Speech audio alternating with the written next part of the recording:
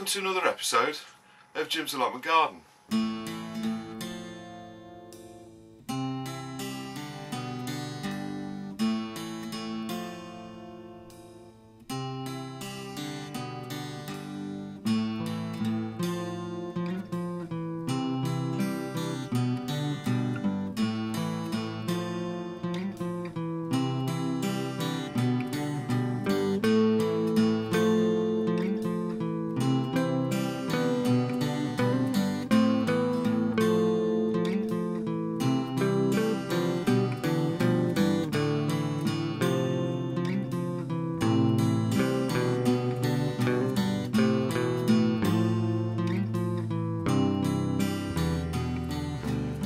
Okay, so onto the pumpkins. This year I'm going to be growing two different types of pumpkins. This one comes from Mr. Fothergill, and this is just called pumpkin. And these are sort of bog standard, small sugar is the variety. You can see that on the back. And these are sort of standard kind of pumpkins. Now there's 25 seeds in a packet. I actually got these from, oh well, not really, they actually put 2 packets in. Ow. Right, okay, and these will be good for, you know, until sort of 2017. So I'm only going to put sort of half a dozen of these in, because you don't need too many pumpkins really. That'll be more than enough for what I need, at least of this variety. So there are the seeds. And what I always do, hold the seed just exactly like I showed you with the squashes of the day. Hold the seed like that. Push it in around sort of 2 inches down in each pot. It's nice and quick, like that. I just need one more pot.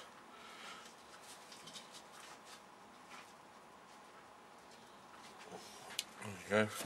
And just bob that in like that, so it looks kind of, if I just show you, exactly like the squashes I showed the other day. So it looks like it's like that in the pot, so you can see the seed in the bottom. So the seed's on the top. And all you got to do then is just give it a bit of a tap, like that. And these germinate quite quickly. These will be up in a week or two. So I'm going to put 6 of that variety in. The other variety that I've got is the Atlantic Giant, which are the absolutely huge ones. I'm just going to see how big I can possibly get one this year. So I'm going to be putting, I'll also put half a dozen of those in as well. I'm probably not going to put all of those in the ground, but I'll grow half a dozen of them anyway, just in case some don't germinate. But as I say, you know, you need to, I've put these in round pots. You could put these in square pots, to be honest with you, but that's what you do with the pumpkins at this time of year. So we're also going to be doing, just like the pumpkins, we're also going to be doing some Winterfest F1 hybrid gourds, and these were the little ones that you saw me growing at the back end of last year. Now these are nice little gourds, to be honest with you. For a meal you probably need 2 or 3 of them, to be honest with you. So if you do like gourds and stuff like that, you know, from a, you know, you can actually see on the picture there the flesh. You know, there's not so much flesh on them, so you know, you do need a few of these. But each plant will almost certainly have sort of 4 or 5 on each one. So again, I'm going to be putting 6 of these in. The seeds are sort of quite small, and I think it's nice, you know, with the gourds to have a variety of. Also, I'm putting 2 types of pumpkin in. And this is one type of gourd. I've actually saved some seeds from last year as well. Which was actually the Winterfest gourd. It was the same one as this, so I'll make up some of those. But I was a little sort of hesitant to put the seeds in, that I say, because of that problem that I had with the gourds had sort of cross-pollinated with each other, you know, and I ended up with courgettes that were sort of part courgette, part pumpkin. You know, I didn't want to save my own seed this time, so I think, you know, from the gourds I'd probably advise, if you are planting different types like myself, I'd probably suggest you buy some more seed the following year rather than saving your own. But I'd say the seeds are easy to go. So basically exactly the same way, as you can see how quick I've just filled those pots. Just bob your seeds in like that, I always put one in each. I typically don't do more than one, because what you can do is, if you don't get germination, you know, you've still got time to plant another batch. So don't sort of worry too much, because these things are really quickly growing. As soon as they've established themselves, you know, they'll be away. So that's the 6 Winterfest gourd. I'll save the rest of the seed for next year. So I'll just put a label in here, and again water with tap water. Okay, so the courgettes that I'm growing this year, I've just ripped the top of the packet off so I could see how many I'd got. But that's the it's from Morgan and Thomas, and it's the Parada F1 hybrid. Now these are like a yellowy coloured courgette. With courgettes, really, the varieties neither here nor there. They all pretty much taste the same as soon as you've chopped them up. It's just nice to have something yellow on the plate, to be honest with you. So exactly the same way. You know, get the seed. Get a nice big one so you can see it. So there's the seed. Get it in between your fingers. Push it into the soil about 2 inches, and it's exactly the same for all of the gourds, really. You know, the courgettes, pumpkins, obviously Winterfest gourds that I've just put in, courgettes. They're all the same. And the problem that you've got with these plants, and I can't stress this enough, they all look, until they start to fruit or at least develop into adult plants, they all look exactly the same. So I can't stress enough, always label immediately what you've put in. So these are all the courgettes, so I'm going to be putting courgette labels in each one of these, because as soon as you got the plants together, you literally cannot tell them apart. So all of you know, the pumpkins, the gourds, the squashes, you know, they all look exactly the same until they really develop into adult plants. So those are the courgette plants. I've put 9 of those in, which is basically all the seed that was in the packet. But you know, you don't get many seeds for your money, really. That was that packet was £3, so they're basically what's that? 33p a seed. So fingers crossed they all germinate. But that's the courgettes for this year. 9 plants, really. The reason I grow, I mean, if you're growing for a family, obviously I've got a family of 5, but if you've got you know, sort of like, you don't really need so many courgette plants, because they do produce lots and lots and lots of courgettes. I mean, each of these plants will potentially produce 15 to 20 courgettes. So don't go mad with these. The reason I do it is because I keep chickens, and the ones that we don't eat, the chickens will have. So that's why I grow so many, because I'll feed the chickens with them as well. So again, these will just go down on the side now. Give these some tap water, and that's pretty much all the gourds ready for this year. So, I'd like to do the comments and questions that I've received this week, and the first thing I'd like to start with is the 2 dogs that you've seen them both on videos in the past, but Dorothy was on the videos last week, and I've had a couple of questions about them. So this is Dorothy, and this is Billy, and the 2 Jack Russell Terriers, and I've had them for about 4 years now. And Billy doesn't normally come up the garden. He normally likes sitting in the house and doing his thing. And but Dorothy's constantly by my side. So when I'm not videoing, she's normally with me. So that's Billy and Dorothy. So on to the questions. The first one comes from Ken Fuller, and he's been talking about the way I planted the onions last week.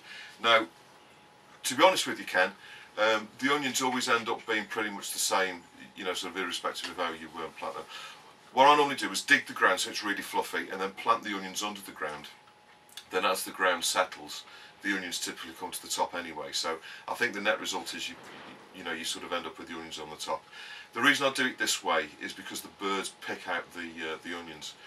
So you can either plant them on the top in a little hole so they're poking out, and then put some net over to stop the birds, or do what I do and just basically bury the things, you know, a couple of inches down, and then the birds can't see them until it's too late, you know, when they've got the roots down. So that's why I plant them the way they do, you know, the way that I do. But as soon as the ground settles and you know, sort of goes down a bit, you know, the onions end up on the top anyway. But I always dig the ground either the same day or the day before, and then put the onions in.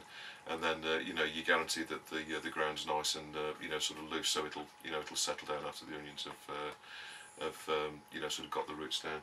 So that's the first one. The second one is from Ken again, and he said he's been researching into tomatoes, and he says there's actually 7,500 different varieties of tomatoes that are that are available to grow. So that's quite a few different varieties. But I'll be growing, as you know, Alicante.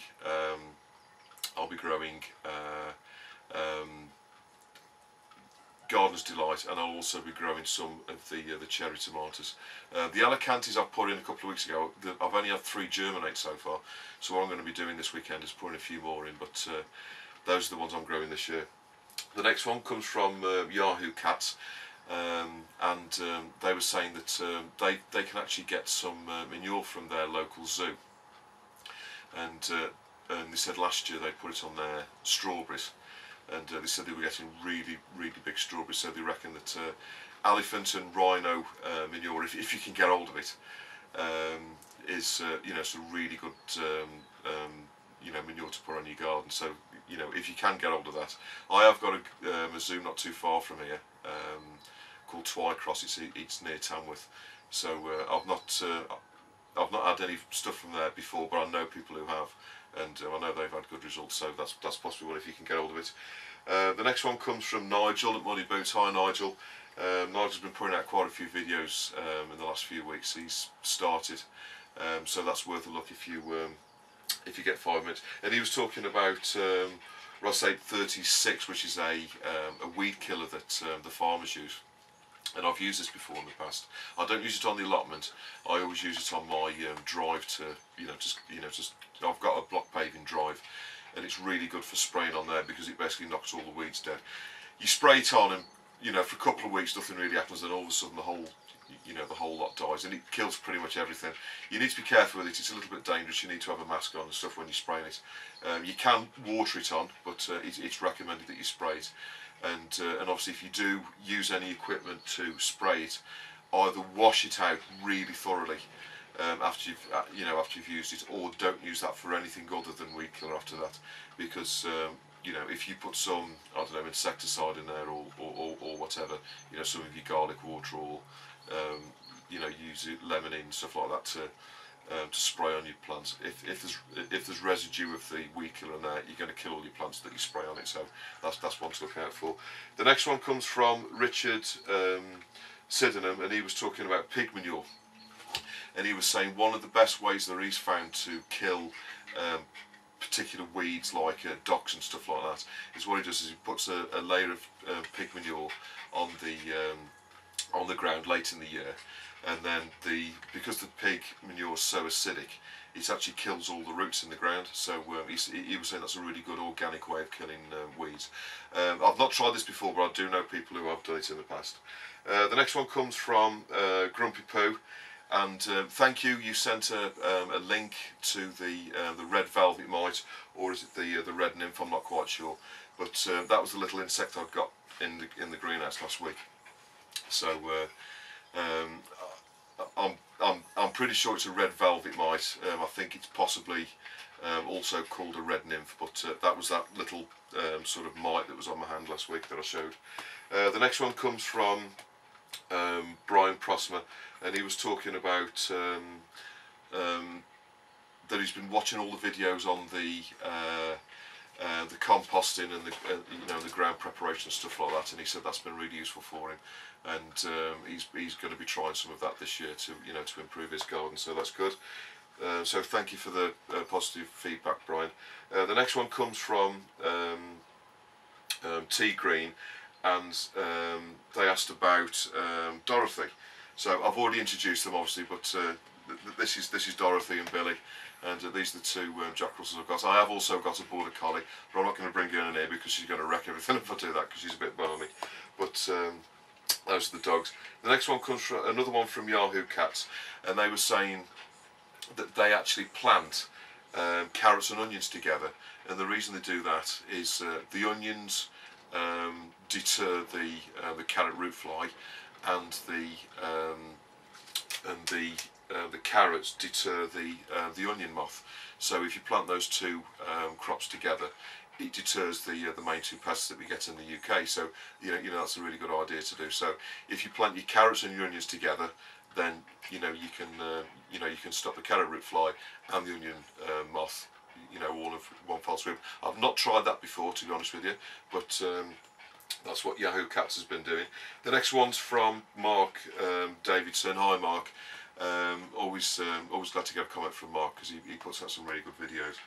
And he was talking about parsnips and what a pain they are to germinate. Now this year I'm going to be, in fact this week I'm going to be putting the parsnips in, so I'll show you a video this week of how to do that. And there's various ways of doing it. So what I'm going to do this year is do a little bit of an experiment. As you know, I've built a parsnip propagator this year, which is just on the shelf behind the camera there. And so what I'm going to be doing is germinating some parsnips in the greenhouse to transplant outside.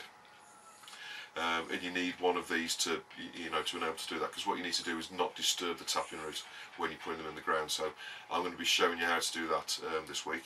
I'm also going to be planting them directly outside, and I'm going to be doing them in 3 different ways. The first way is the way I traditionally do it, where you dig the ground, make a drill, and then sow the seed. And I normally sow 3 varieties on top of each other to see what, because sometimes some come better than others. So I'll explain all that in the clip for the parsnips. I'm also going to be using one of the suggestions that, I'm sorry I can't remember who said it, but basically you put a stick in the ground and make a sort of parsnip shaped hole, if you like, and then fill that with compost and then plant the seeds on there. So I'm going to be trying that method as well to see how that fares against my normal way of doing it. And I'm also going to be planting some with the tops off pop bottles as like a little cloche sort of thing. So I'm going to try that, see how that works this year. So I'll show you that in a later video, as I say. But Mark said that he always has problems germinating parsnips, and he said he's tried a few different ways and he doesn't have particularly good success. So I've had years in the past where I haven't had much success with parsnips. But what I do, I'll come on to this in the video anyway. But there are a few tips that I can give you now. The first one is don't touch the seeds with your hands. Tap them in from the seed packet. Don't touch, because you can have bacteria on your hands which will affect the germination. As soon as you put them in the ground, just cover them over lightly. Water them once if the ground isn't wet, and then cover them with some either bubble wrap or plastic. Get the ground nice and warm.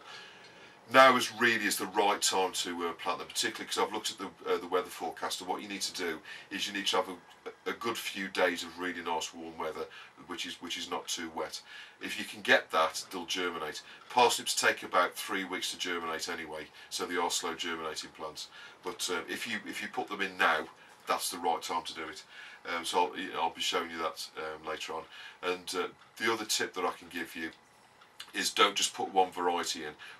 Put at least 2 varieties. I normally put 3 varieties in. So what I'll do is I'll buy 3 different types of parsnip and then plant them all together, and then I'm basically tripling my chances of germination, because some years some will germinate, other years others will germinate. So if you put all 3 in, at least one of them is going to germinate. So that's the best tips I can give you on parsnips. The next one comes from Gardening Tips with Phil, and he's been talking about putting tomatoes and carrots together. I've had a few comments about that. So what I'm going to be doing this year is trying some carrots in the greenhouse amongst the tomatoes. Apparently that they grow really well if you put your tomatoes in and then seed with carrots afterwards. The 2 plants sort of complement each other quite well. So I'll be trying that this year as well. He's also been talking about diatomaceous earth, I think that's the way you pronounce it. And this is basically, it's a mineral that's mined from the ground, and it's basically the remains of water plants. It's sort of prehistoric, sort of basically fossilised plants, if you like. And it's like a white powder. It's predominantly well, there's all sorts of stuff in there, but it's basically predominantly silicon. There's also calcium, magnesium and iron in there in smaller parts, but kind of 80% of it's silicone. And this can be used to basically control pests. And I've had a quick look on the internet, and basically it's used to control aphids, thrips, ants, mites and earwigs. I've not used it myself before, to be honest with you. I have heard of people using it. and basically you apply that to the ground, and basically it's not a pesticide as such, but it's a sort of deterrent against all those sort of pests that you get in the garden. The one thing that I will say is you need to be careful, because it's such a fine dust. The particles are very, very small, and if inhaled, your body's going to struggle to get rid of them. So it is quite dangerous. So if you are going to be applying it, either apply it wet, which isn't ideal, or get yourself a good face mask, which can be bought from most hardware stores sell them. You get a pack of 5 for about £2. Get yourself a face mask on, and when you're applying it to the ground, make sure there's nobody in the vicinity, and you're not breathing any of it in yourself, because if you do breathe the dust in, your body, because of the size of the particles, your body can't get rid of the stuff that goes into your lungs. So be really careful if you're going to use that. But it is commercially available over the internet, so that's possibly one that you want to look into. I'm not going to do it myself, but I just wanted to put that forward from Gardening Tips with Phil. It's also the next one comes from Mahinda Musalima. I think that's the way you pronounce it. Sorry for not pronouncing that particularly well. And she was saying, where can you get mycorrhizal fungi from? Now, it is commercially available. Most garden centres actually sell it in the UK, at least. I'm not quite sure where you're based. But the last bag that I bought, which was about £5, and it's a sort of small bag. I think you've seen it before in the videos. It's about £5 a bag, and in the bag there's probably about 250, 300 grams of it, which is more than enough, because you use it quite sparingly, so you don't need a lot. And with that I've put in all the potatoes. I did the grapevine with it last year, and I'll be putting some in with the trees as well, and the bushes and that I plant. And it can be used on most things, as I've said in the past. Brassicas you don't use it on, but pretty much everything else in the garden you can use it on. And that comes from, I bought it from Poma Fruits, and that's spelled POMONAFRUITS.co.uk. And they, I ordered that mail order, and that was the cheapest I found it. It was about £5 for the bag. I have seen it in garden centres nearby me, and it's about £6 or £7 a bag in the garden centres. I have seen it as much as £5, the same size bag. Sorry, £10, the same size bag. So it is worth you buying it over the internet. It does last for 12 months. If you keep it in the fridge or in a cool, dark place, it will sort of store for for 12 months. I actually bought this last year when I put the grapevines in, which was I can't remember now the month. It was sort of June, July time when I bought it, and I'm still using it now. So it will last you for 12 months. So I would suggest you get a small bag, unless you're going to be putting loads and loads of trees in and stuff like that. As I say, you don't need a lot of it. You literally need just a little teeny dusting of it. So a sort of 250, 300 gram bag will last you for ages, and you'll be able to plant, I don't know, 30, 40, 50 different things with that. As I say, I've put it on probably I've put about 80 potatoes in so far. They've all had it, and I've put bushes and all sorts of stuff in with it. So don't sort of get a massive bag. I suggest you get a small bag and see how you get on with that, but use it really sparingly. You only need to literally dust the roots of it, just to get the fungi to colonate the plant, and then it'll sort of grow and multiply itself after that. So you don't need too much. The last one comes from Hugh's Nursery. Thank you for your comment, Hugh. And he was saying about the square pots that I get from Wilko's, and I always plant the brassicas in the square pots, these pots here, and these are I think you get 12 for £1 from Wilko's at the moment, which is really good value. Now, the gentleman that got me onto this, bless him, he's no longer with us. A gentleman called Johnny Neal, and he owned a nursery. He was a farmer by sort of trade, and he was the younger of two brothers, so his older brother had the farm, and he had a section of the farm which he built a nursery on. And Johnny Neal was a very inspiring person to me. He was a specialist in fuchsias, which is where I probably get a lot of it from, and he helped me no end when I was young, when I was kind of I don't know, 13, 14, 15. He showed me a lot of different things to do with gardening, and I just wanted to, you know, sort of just sort of mention Johnny Neal, because he was a really nice bloke, and he was one of these chaps that was always happy to explain things and help you with what you're doing. So I just want to say a big thank you to Johnny, bless him. And one of the things that he taught me was the square pots, and he used to grow thousands of plants every year. You know, he used to supply you know, sort of gardens, you know, sort of, you know, probably 20-mile radius of where he lived. And he used to grow thousands and thousands and thousands of all sorts of things. He used to plant up probably about probably 2,000 hanging baskets every year, which just kind of just shows you know, the kind of stuff they did. And everybody came from, you know, far and wide to see John with various things. And one of the things that he swore by was square pots. For a lot of different crops, really. I mean, things like beans and stuff you don't need to worry about, but brassicas, square pots every time, and fuchsias and stuff like that. I always used to grow fuchsias in square pots as well, purely because they don't, you know, the roots don't sort of wind around and around and around, and they get pot bound too quickly. You know, the roots he tends to train the roots, which is basically why I use them.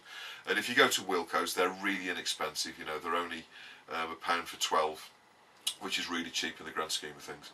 And you know, not only these sort of individual square pots that I've shown you, you know, sort of these ones, but you can also get from Wilko's, you can get the ones like I've put the salad leaf in, which are the, you know, you get sort of 15 in a, that has exactly the same effect. So as long as the pot is square, the roots aren't going to go round and round and round. They'll hit a corner and stop and try to go a different direction. And so when the plant develops in there, before you put it in the ground outside, the roots don't sort of go round and round and round, and then when you plant it, they carry on going round and round. If you put them in the square pots, they'll tend to sort of spread the roots, and you get a much healthier plant. So that was the question section from the second week in April. So I couldn't not introduce Floss as well, and Dorothy's getting a little bit jealous, as you can see, but this is Floss. She's 7 years old, border collie, tricoloured, and as you can see, she's into everything. She's got eyes as sharp as a hawk, and she's now looking over the allotments to see what she can see. Oh yeah.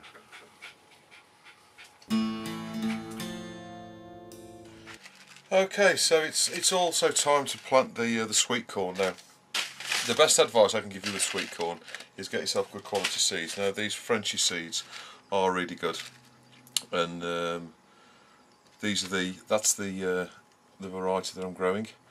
Now with sweet corn, this is quite an unusual plant, and with respect to the fact that you can't really grow more than one variety of it, because if it cross-pollinates, basically it goes all kind of weird and sort of blows up on you.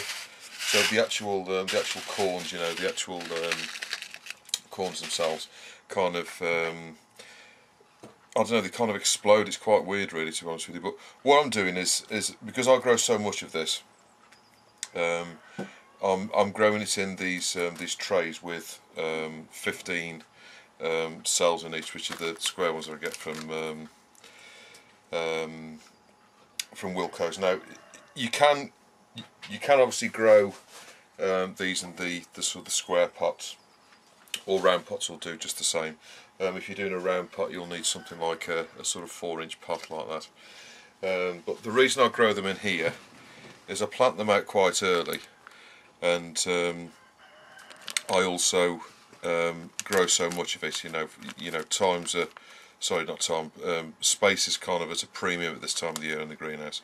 So what I don't want to do is sort of put them in pots, because the nice thing about doing it like this is, you know, they're contained within the tray. You can get 15 plants in each of the trays, and you know, you're not sort of fighting for room to try and put them, and also when you're planting them out as well, it's also nice to have them all together. So you know, you haven't got pots and stuff all over the place. So there's 15 in that tray there, and all I'm doing is basically pushing them in. It doesn't matter which way around they go. You know, there's not really any sort of upside or downside. Now what you'll need to do is, as soon as you've got these all in, I'm planting them about 1.5 inches or so deep.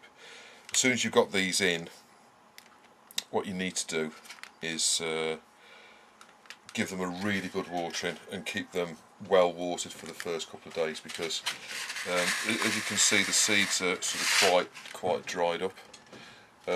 What you can actually do is put these in some water like you do with peas and soak them for a couple of days before, but I find that it's not so easy to handle them after you've done that.